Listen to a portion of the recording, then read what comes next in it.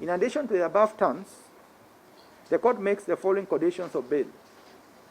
The state and public officers charged in this case, including the first accused, shall liaise with the investigating officer to be escorted to pick their personal staff, if any, from Migori County offices. Thereafter, there shall be no access to Migori County offices by any of the accused persons in this case.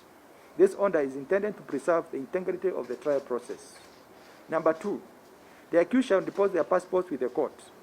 Those without the passports must swear an affidavit to that effect. Additionally, they must immediately, which means now, give their full names and identity card numbers to the investigating officer to verify the said status with the Director of Immigration.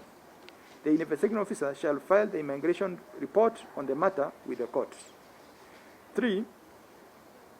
Further, the investigating officer shall provide all the names and identity card numbers of all the accused in this case, whether with or without the passports, to the Director of Immigration, who is hereby ordered to block the exit from the country by any of the accused persons unless authorized by this court. Number 4, those without passports, those whose passports have expired and have not renewed shall deposit the expired passports in court, accompanied with an affidavit stating as much. Number 3, the accused persons are cautioned not to interfere or contact witnesses in this case. Those are the orders of the courts.